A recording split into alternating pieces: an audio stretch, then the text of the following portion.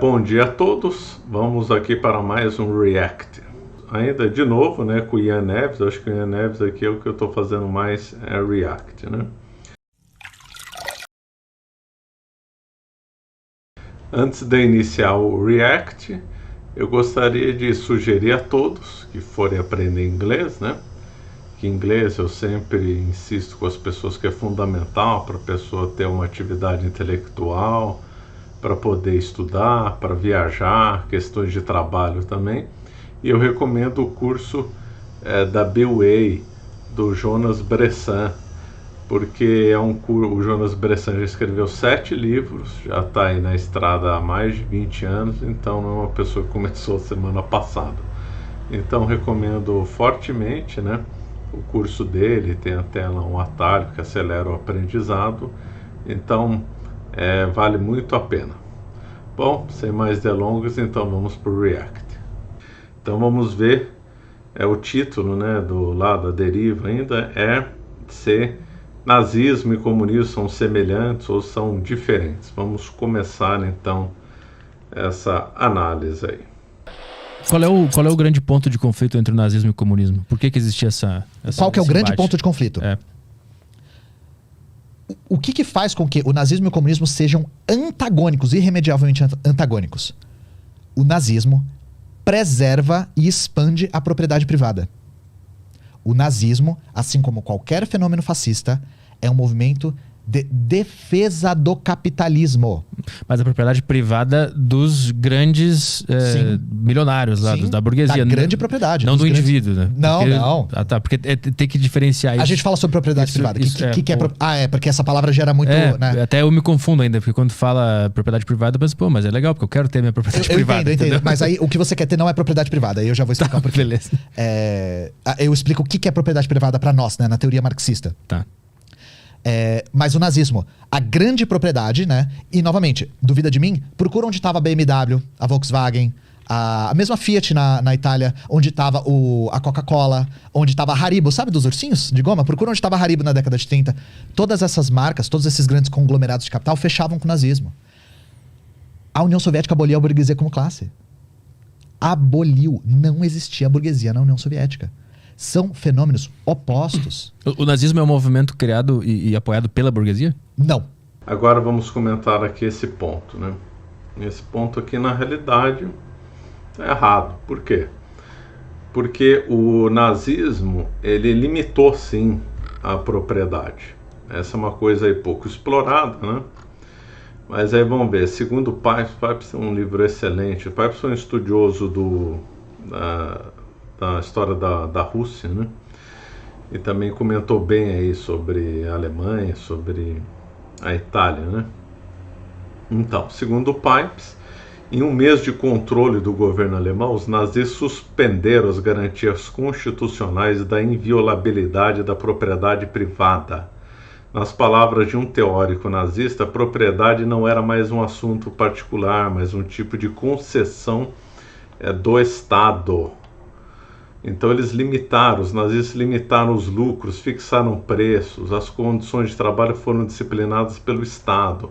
A plataforma do partido nazista era uma plataforma socialista, de controle, de limitação, de confisco de propriedade, se não seguisse os interesses do Estado. Então essa visão aí que foi favorecer o capitalismo não é verdade. O Goebbels adorava Lenin, adorava os bolcheviques, né?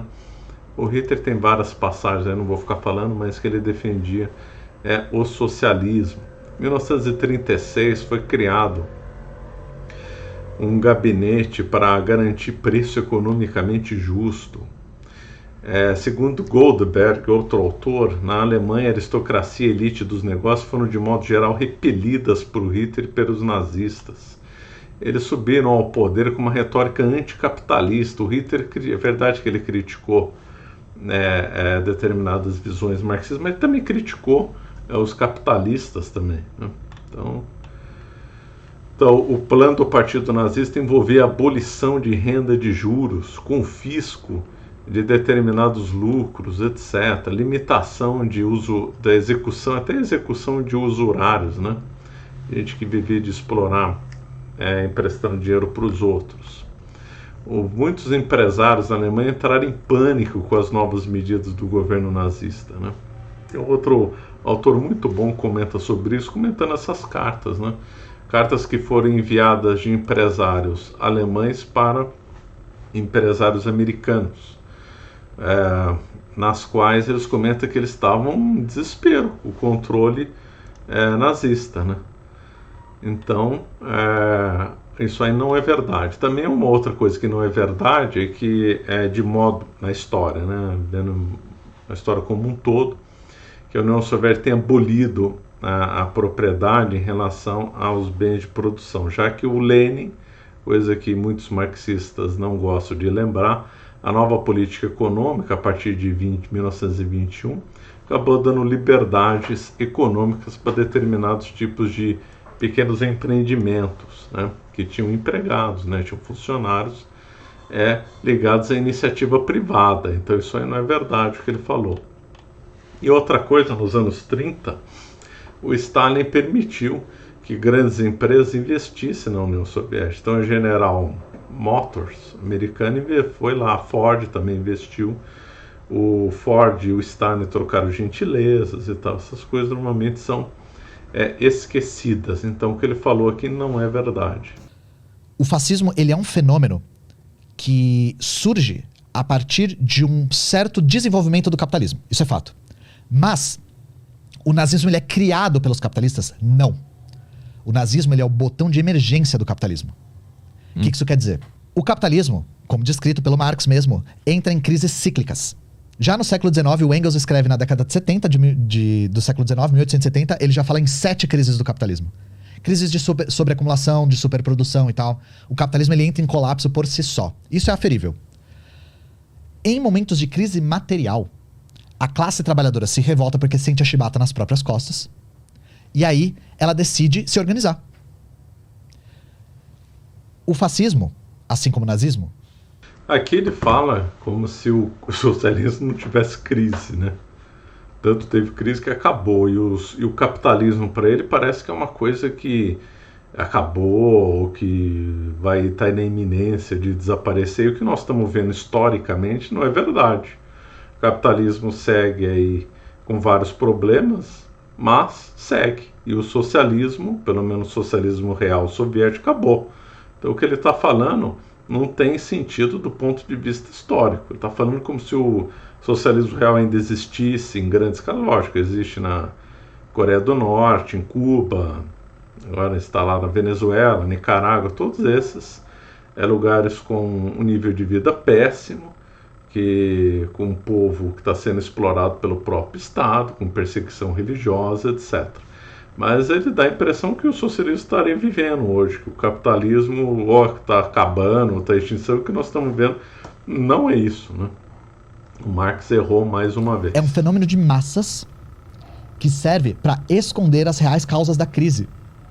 Então, não é que a burguesia criou o nazismo, mas a burguesia usa o nazismo para se proteger da organização da classe trabalhadora. Eu dou um exemplo. Nas vésperas da ascensão do Partido Nazista na Alemanha, o Partido Comunista tinha angariado 6 milhões de votos. O Partido Comunista e a esquerda radical estavam crescendo tanto na Alemanha que estava começando a alarmar a classe dominante. Uhum. E aí, para se proteger da classe dominante, a burguesia se alia até com o capeta. O exemplo do Bolsonaro é a mesma coisa. O Bolsonaro e o nazismo são muito semelhantes, assim como todo fenômeno fascista. Por quê? Os fenômenos fascistas são fenômenos de massas, de direita, conservadores, chauvinistas e de defesa do capitalismo.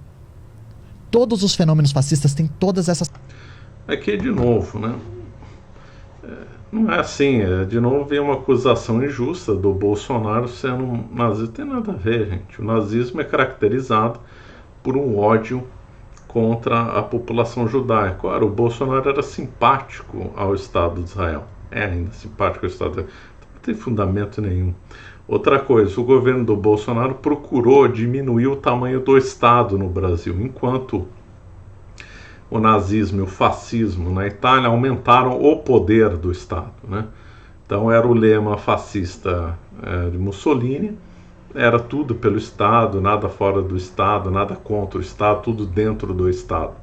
tanto o nazismo como o fascismo lutaram pelo aumento do Estado. E o Bolsonaro aqui no Brasil procurou diminuir o Estado. O problema é que os marxistas, né, aprenderam com Goebbels, na realidade, né, e com Stalin, a velha história de colocar rótulo. Então, todo inimigo, todo adversário que tenha uma visão política diferente do marxismo é rotulado. Então, todo mundo é fascista, todo mundo é X, todo mundo é Y. Isso aqui é uma técnica de Goebbels, né?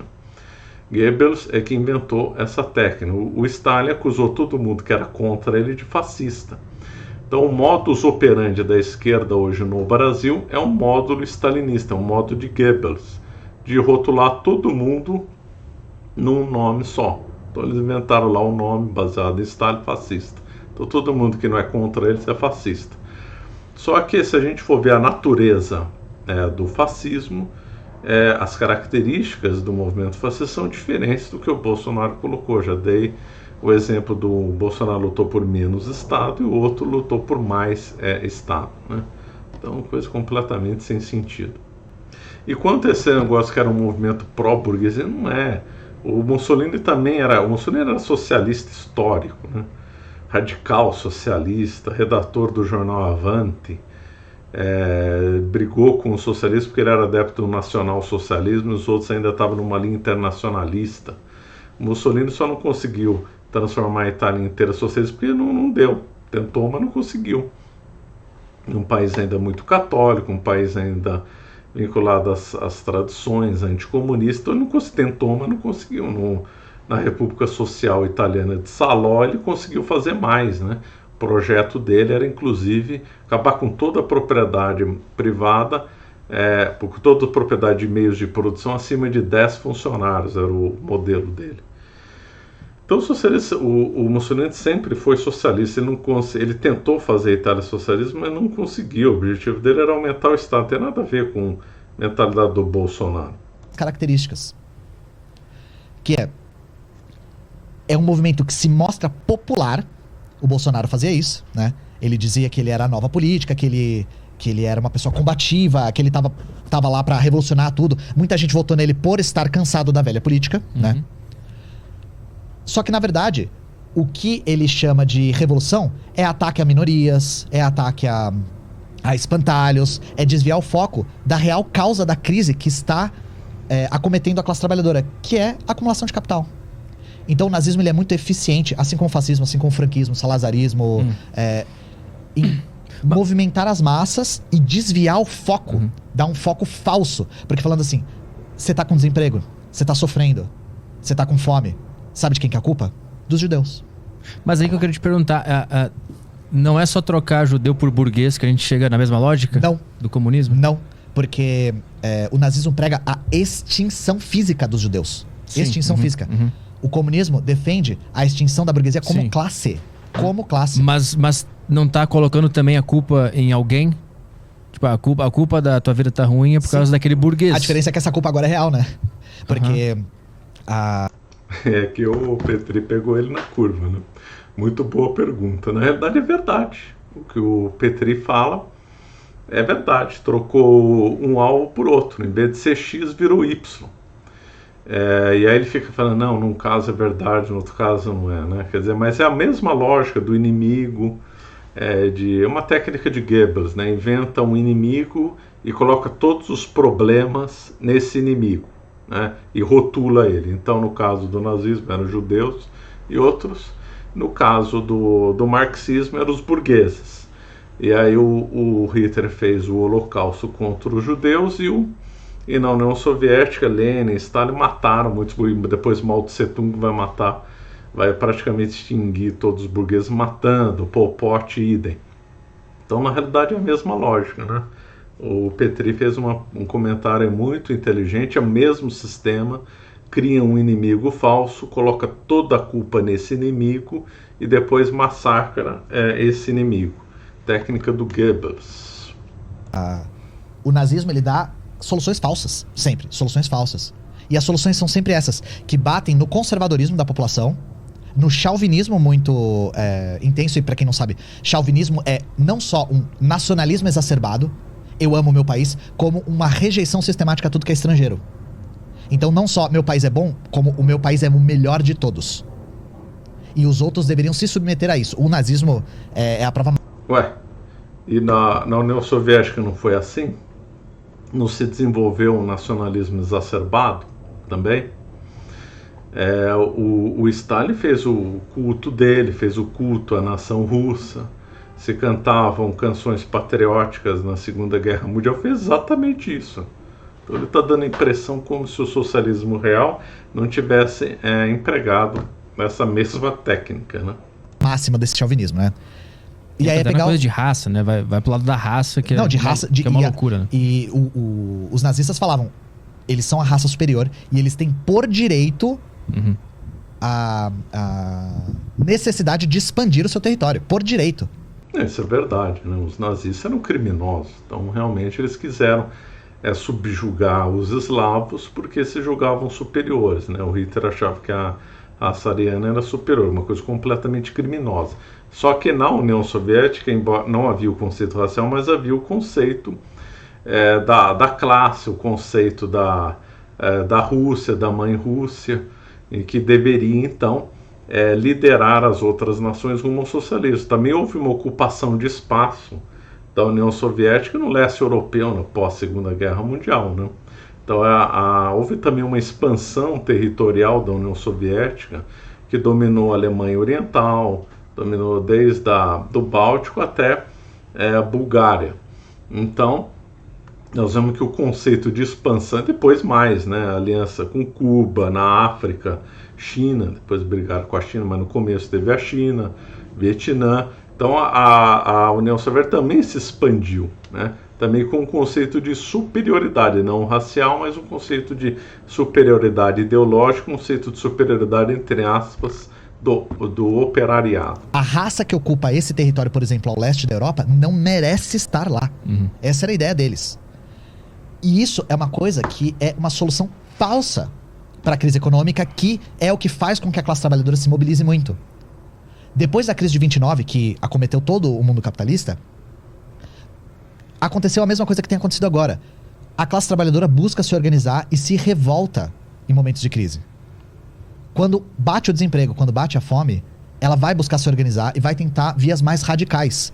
E aí, o nazismo pega esse ânimo, esse ímpeto, e desvia o foco para uma solução falsa. Porque eu não preciso dizer para ninguém que a solução final, gente, que é o extermínio de todos os judeus, não era a solução para a crise econômica que estava acometendo a Alemanha nessa época. Isso é uma solução absolutamente falsa, sabe? E no caso do Bolsonaro é mais intenso ainda, porque o Bolsonaro, ele defende a ideia de que o sofrimento do brasileiro é causado por pautas LGBT, por expansão de terras indígenas, o Brasil não consegue produzir muito. Ele fala isso o tempo todo. O Brasil tem um problema de produção porque tem muita terra indígena. Isso é uma solução absolutamente falsa, gente. Porque tem muita terra para quilombola, sabe? O Brasil tem queimada porque os caboclos indígenas ficam fazendo queimada no Pantanal.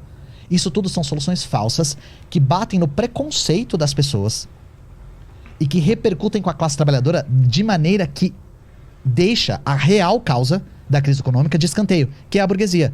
Por isso que toda a burguesia fecha com esse tipo de fenômeno, não porque ela gosta, mas porque esse tipo de fenômeno se mostra capaz de protegê-la. Essa é a questão. E aí, por exemplo, esse crescimento da esquerda radical na Alemanha alarmou muito a... Então, naquele era como se o marxismo não fizesse a mesma coisa.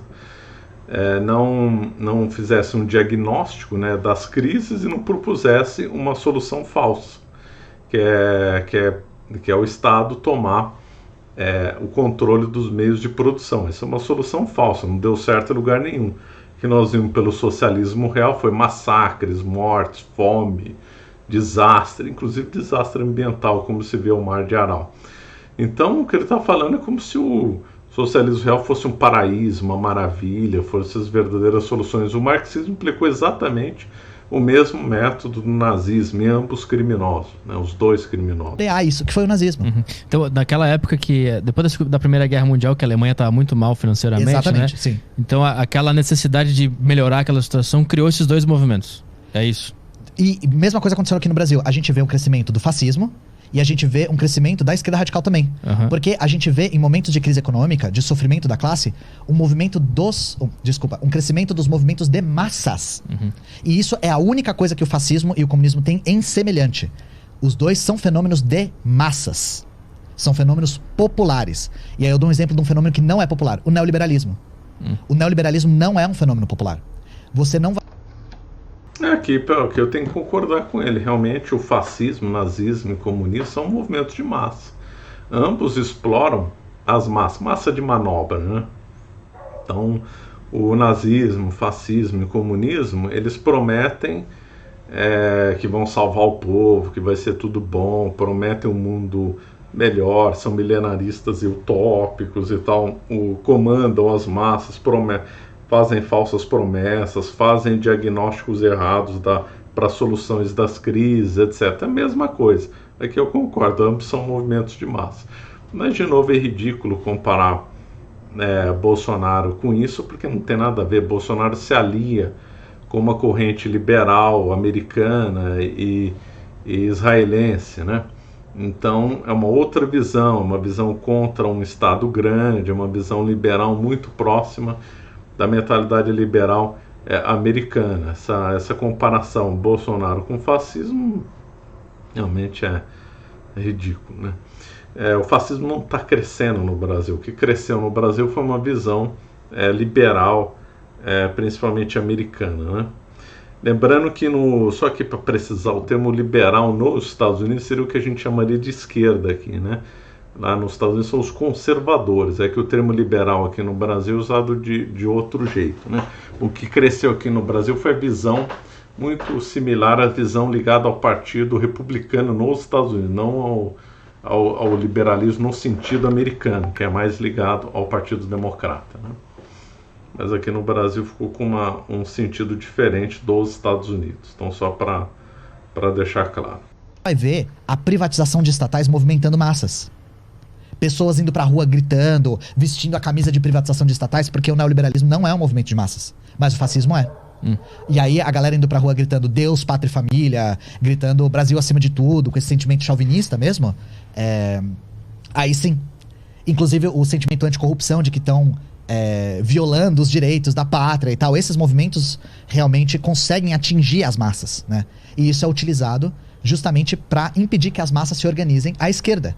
E que a real causa da desigualdade, que na visão marxista, ou seja, a minha visão, é o capitalismo, e é gestada pela classe dominante, fique escondida. Por isso, novamente, toda a classe dominante fecha com o nazismo. Ou com qualquer fenômeno fascista, né? Mas antes disso a gente tá falando dos episódios de fome, né? Não, eu queria só te perguntar, é um problema a pessoa acreditar nesse lema de Brasil acima de tudo, anticorrupção? Eu não entendi se isso é um problema ou se isso é usado por alguém que tem interesse. Essas mensagens, essas frases... Sim e não. É usado, isso é fato. É usado porque atinge as massas. Só que a gente não pode cair numa ideia chauvinista, justamente. O que é chauvinista, só pra deixar Então, claro? chauvinismo é um ufanismo, é um excesso de sentimento nacional que não só exalta o nacional, mas tem uma rejeição sistemática ao estrangeiro. Tá. Eu dou um exemplo. Uma das frases mais famosas do Che Guevara, em Cuba, é pátria ou morte. Pátria ou morte. Uhum. Ué, mas não é a mesma coisa? Você não acabou de criticar o sentimento nacionalista? Então, o que a gente tem que evitar é um sentimento nacionalista chauvinista. Que seja um movimento que exalte a nação de maneira abstrata e que tenha uma rejeição sistemática ao estrangeiro de maneira que tenha um racismo muito introjetado na sociedade. Então, o próprio Bolsonaro fala que imigrantes haitianos, imigrantes bolivianos, tudo que não presta, ele fala nesses termos. Ele fez uma ponte aqui que eu não entendi, ué. Então, ao mesmo tempo, ele está sendo contra esse chauvinismo, e aí ele faz uma ponte com o Che Guevara, que defendeu esse mesmo chauvinismo, mas não é chauvinismo.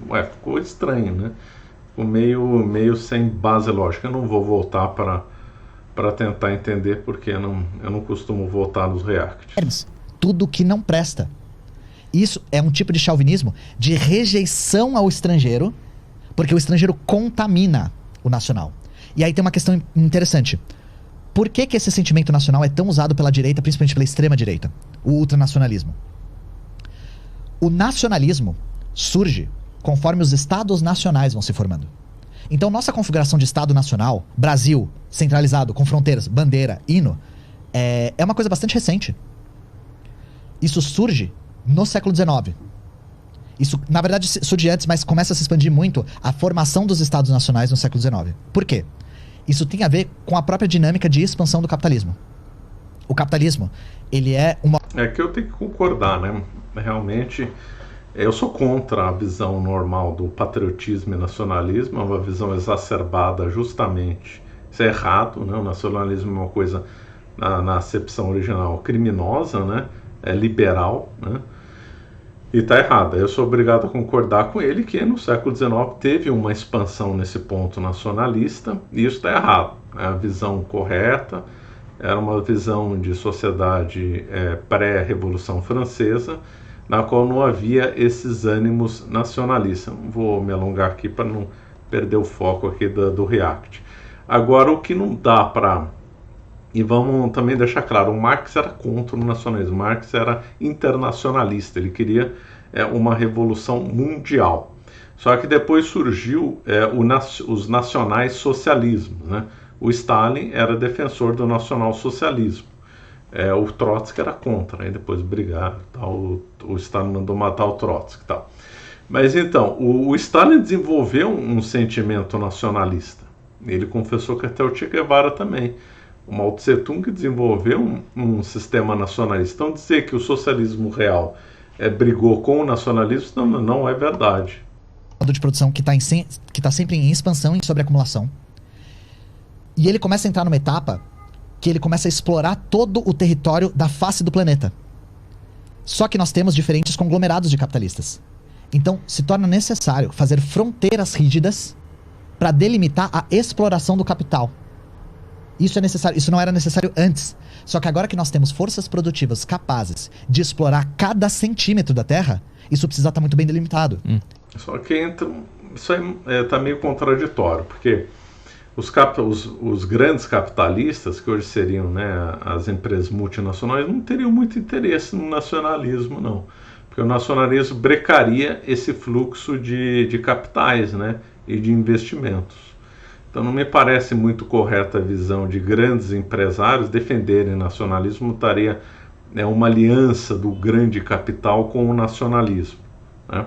O nacionalismo é mais compatível com uma ideia de capitalismo local ligado ao Estado, ou seja, o nacionalismo ele é mais compatível com a ideia de Estado forte e de um capitalismo associado a esse Estado forte do que de um capitalismo internacional. O capitalismo internacional, na realidade, preferia fronteiras livres e não o nacionalismo. Então, a formação dos Estados nacionais com fronteiras rígidas é uma consequência da expansão do capitalismo. No comunismo não existiria país. Não. Ia ser só um planeta. Um planeta vermelho. O que não quer dizer que não tenha diferenças locais e não é isso. Culturais e tal. Muito. Inclusive, a União Soviética é um exemplo disso. A União Soviética era a união das repúblicas socialistas soviéticas. Era um país plurinacional. Tinha várias repúblicas dentro, com as suas minorias representadas. Não, aí não, né? Começou a forçar. Então eu já fiz aquela crítica dos grandes capitais, né? Foco. Agora, esse negócio, não. Na União Soviética realmente era tinha várias etnias, né? Mas houve uma imposição, principalmente do russo, da língua russa. Então a pessoa era obrigada a falar russo na sua região. É lógico que a pessoa falaria ucraniano, mas também era obrigada a falar russo. Se a pessoa quisesse fazer um curso, qualquer universidade na União Soviética, ou pelo menos nas principais, tinha que saber falar russo. Então o russo, na realidade, foi imposto como segunda língua, ou mesmo como primeira língua, em toda a União Soviética.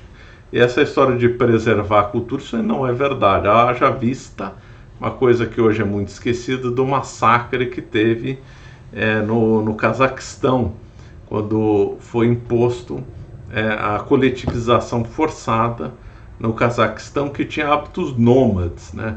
O nomadismo é uma coisa que briga com o conceito marxista, porque por mais que tinha explorador e explorado, o nomadismo não é compatível nem com o explorador nem com o explorado. No entanto, houve uma coletivização forçada criminosa no Cáucaso, pouco comentado, que matou 1,5 milhão de pessoas, e que atentou contra os costumes milenares do nomadismo das grandes estepes da Ásia Central, né? Então, só para deixar um exemplo que embora a União Soviética era um caldeirão multiétnico, não foi assim, respeitou as particularidades locais. Com as suas línguas preservadas e com a sua cultura, inclusive, preservada. Mas no fim não é a mesma coisa? Do capitalismo dividir as... Não, e vamos entrar nesse mérito, né? E aí tem uma frase famosa, né? Antes da gente criar o italiano, a gente precisa... Antes da gente criar a Itália, a gente precisa criar o italiano. Uma das coisas difíceis de você fazer um país com fronteiras delimitadas é você convencer as pessoas que estão dentro daquela fronteira que eles são diferentes de quem tá fora. Então imagina, você tá lá na Bolívia. O que te diferencia da pessoa que tá pro lado de lá da linha no Peru? É uma diferença artificial. Meu ponto é esse, sabe? O que nos diferencia nos Estados Nacionais são diferenças artificiais. Sim, é uma linha imaginária. Né? É uma linha imaginária. Porque ela surge justamente por uma demanda da exploração do território. Ela surge pra isso, sabe? E aí o que acontece? Então, concordo. Realmente é uma linha imaginária. Acabei de criticar. Sou contra o nacionalismo. Sou contra essa visão de Estado pós-Revolução Francesa. Eu dou razão para ele. O problema é que a solução para isso é pior do que o que acontece. Ou seja, o marxismo. O marxismo vai piorar tudo isso, né? O nacionalismo, ele é muito importante para esse tipo de centralização porque ele cria símbolos que representam a população independente das suas classes sociais. Então, a bandeira representa a pessoa mais pobre e o milionário da mesma forma. O hino representa a pessoa mais pobre e a mais rica da mesma forma. Mas esse movimento todo, ele é uma estratégia dos grandes capitalistas? Eles pensaram em tudo isso? Vamos botar essa linha aqui, vamos botar... Então, é verdade, representa todo mundo. A União Soviética também. O hino, a bandeira, o sentimento do povo soviético muito unificado pela língua russa, forçando em vários locais, também é a mesma coisa que ele está criticando teve na União Soviética. Então segue a mesma lógica. E depois lá também representava desde o operariado, o camponês, até a elite rica, né, da nomenclatura soviética. Essa bandeira... Não, a linha é disputa, né? A necessidade de criar linhas delimitadas surgiu a partir da demanda mesmo. Da demanda de exploração. Precisava se delimitar para que grandes conglomerados de capitais não entrassem em choque, e eles entraram, e o nome disso é... Não, de novo já fiz aquela crítica, não vou voltar, não. Primeira Guerra Mundial, inclusive. Né? A Primeira Guerra Mundial é uma consequência da fase imperialista do capital, que é dessa expansão territorial e disputa pela divisão da terra. Tá, os grandes milionários, ou bilionários, se existia nessa época, eles estavam disputando territórios e eles entraram num acordo. Vamos dividir daqui para baixo, Não meu... eram acordos, eram conflitos. Foi na bala mesmo. Foi na bala, sim. Um dos primeiros exemplos de disputa dessa divisão da terra foi a Guerra Franco-Prussiana, que foi a guerra que formou o Estado da Alemanha. Então, tem uma relação direta. A disputa por território para exploração na Europa gerou o Estado Alemanha. Antes era Prússia, sabe? Essa relação como é que era direta. a Prússia antes? Eram vários reinos diferentes. Agora, Então, não foi bem assim. Não existe um liame... Existe um lema não automático entre capital e nacionalismo, né? Não tem esse... A guerra pode ser causada por um nacionalismo que não seja ligada a alguma exploração do capital. Justamente a Guerra Franco-Prussiana tem mais a ver com a unificação política do que disputa de mercado. Isso aí não faz o menor sentido, né? O que isso foi dividido também? Não foi na bala também? Mas é outro processo, né? É um processo mais antigo. Processo de ocupação do território por tribos germânicas e tal. Não é um processo que atua sob a mesma lógica. E não era um processo que tinha essas fronteiras tão bem delimitadas. Que da linha pra cá, porque nossos estados nacionais são assim. Da linha pra cá e da linha pra lá, deixou de ser Alemanha e virou França. Isso é uma coisa nova. Pra gente não faz sentido não ser, mas é uma coisa nova. Existiam territórios que se sobrepunham antes, não era tão... inclusive os territórios eram mais delimitados por reinados e súditos. Onde você era súdito de tal reinado, você fazia parte daquele reinado e tal. Na Ásia era outra coisa, eram territórios clientes que se sobrepunham. Pra gente isso é impensável. Concordo, realmente é uma outra lógica, e lá era bem melhor a lógica antiga. Quando você tinha as lealdades entre nobres e você pertencia a um determinado povo, isso era muito mais importante que o território. Então, por exemplo, a designação antiga do rei não era rei da França, mas sim rei dos francos. Por quê? Porque os liames pessoais era muito mais importante que o liame territorial. E não havia essa necessidade de pegar uma régua e traçar fronteira. Eram liames entre nobres, entre populações que se acertavam e não havia esse dinamismo de nacionalismo. Eu concordo com ele, a ordem antiga era bem melhor do que essa ordem nacionalista. O problema é que ele está querendo colocar o socialismo real como diferente disso, e não foi. O marxismo, sim, em teoria, sim, ele era internacionalista, como eu falei, mas o socialismo real, não. Porque daqui pra lá é um país, daqui pra cá é outro, né? E a formação dos estados, como a gente conhece hoje, é um fruto do capitalismo. É fruto da expansão do capital. Porque o capitalismo ele começa a se expandir, ele nunca freia. Ele tá... Um erro das análises marxistas, também análise de liberais também, né? É colocar tudo como causa econômica, né? Isso é muito cansativo. Então tudo tem causa econômica. Foi para lá, é causa econômica. A nação virou para a esquerda, é causa econômica. Quando virou para a direita, é causa econômica. Não é assim. A causa econômica é uma das causas. Tem causa religiosa, o próprio nacionalismo é uma causa independente da causa econômica. Teve causas ligadas a problemas climáticos, que aí um povo tem que sair de um lugar porque está passando fome, vai para outro. Então tem outros fatores que vão além de causas estritamente ligadas ao capitalismo, né? Isso que eu quero dizer, não é? O capitalismo não é a única causa que existe na face da Terra, existem outras causas. E o povo marxista e liberal tem essa mania de tudo é causado por capital, fluxo de capital e tal. A pessoa acorda, pensa no dinheiro, a pessoa dorme, pensa no dinheiro. Não é assim. Sempre em acumulação. E aí ele começa, para se expandir, ele tem que explorar o território, né? Esses grandes conglomerados de capital começam a disputar qual território se pode explorar. E aí começa a se formar essas delimitações para delimitar onde se pode explorar o quê.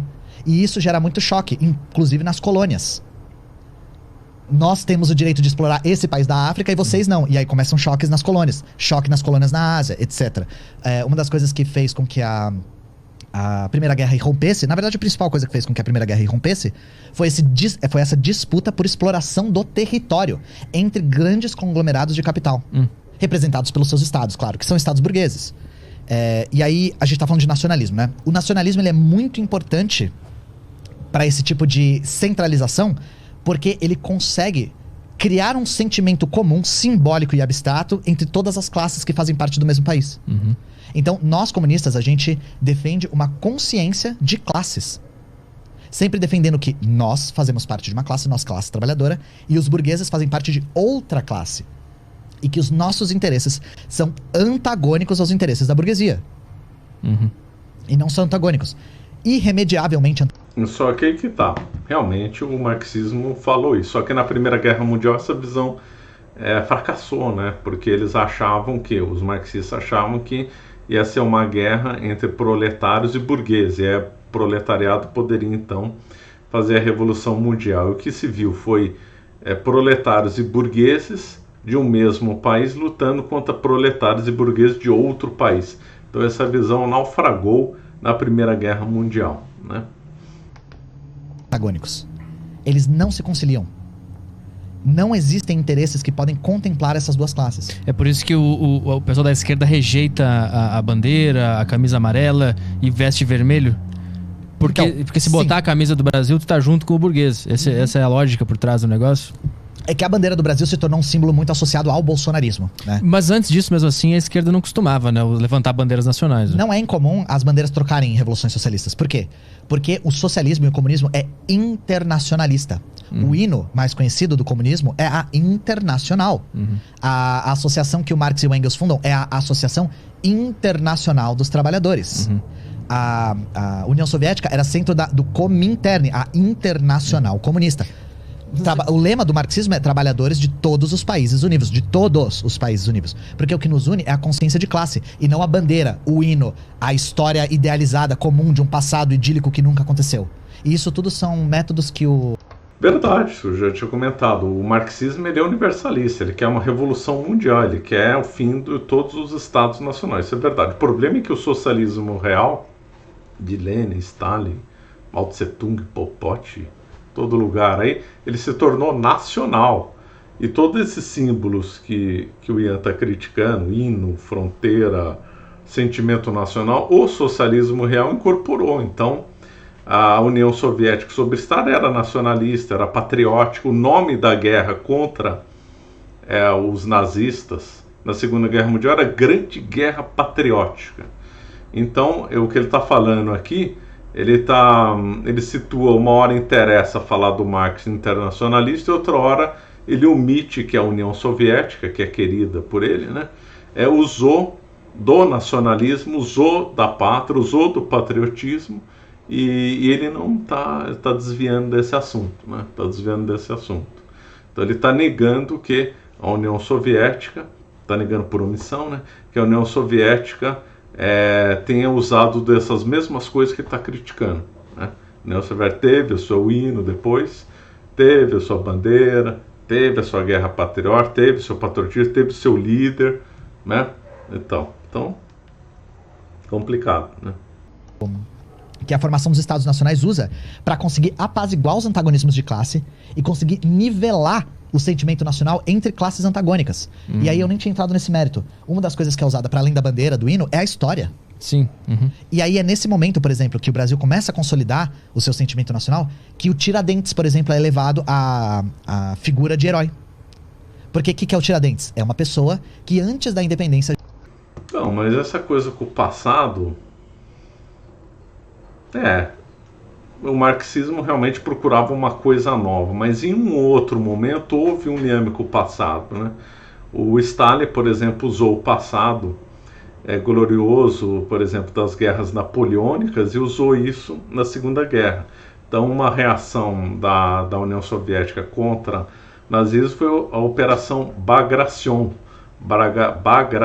Bagration era o nome de um general do tempo da invasão napoleônica, né, do tempo da vitória dos russos contra os franceses em 1812, um dos generais mais famosos do Império Russo sobre os czares era o Bagration, e esse daí foi usado o nome na batalha contra os nazistas. Então o Stalin usou uma memória do passado e recuperou essa memória do passado para a Grande Guerra Patriótica. Então, mais ou menos também. Já lutava pela nossa independência.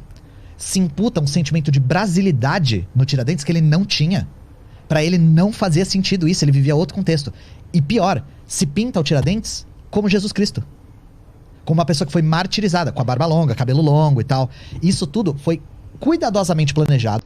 Correto, concordo com ele, verdade, aí assina embaixo. Tá aí um ponto de concordância em relação ao Tiradentes. Justamente para evocar uma história comum que exalta o nacionalismo sem expor o antagonismo de classes. Mas não tem nada na história brasileira que seja positivo? Claro, não. Figuras, a gente não faz juízo. Essa que é a questão. Historiadores não fazem juízo. Os crimes capitais de história é não fazer conjectura, que é tipo, e se Hitler tivesse ganhado a guerra? Não sei, né?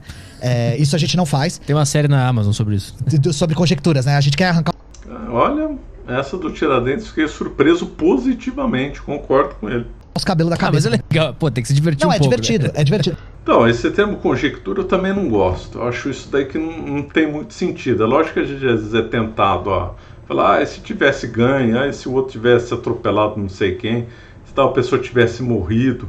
Então, às vezes a gente, por tentação, por paixão, a gente acaba querendo fazer isso, mas isso aí tá errado. Isso é uma coisa que não tem sentido. O passado aconteceu, acabou. É daquela forma. Não adianta ficar conjecturando. Isso daí tá certo também.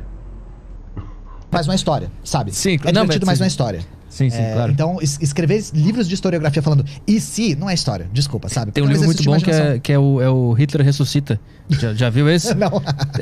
Também, isso aí não é história. Pode ser tudo, mas não é história. Pode ser, sei lá, ficção, né? Mas não é história. Querer associar a história ao que teria acontecido, assim, assado, realmente é problema. Ele está de volta, o nome do livro.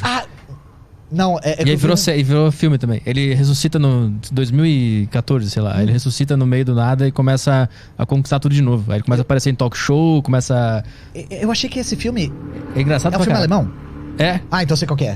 É bem interessante, é bem interessante. Mas aí tudo bem, é entretenimento. Não, é ficção. Se for entretenimento, não tem problema, gente. Entretenimento é entretenimento. Aí eu não vou comentar porque eu não assisti isso, não faço a menor ideia do que eles estão discutindo. Bom, Então ficamos por aqui nesse React, né? Espero que tenham gostado. Obrigado e até a próxima.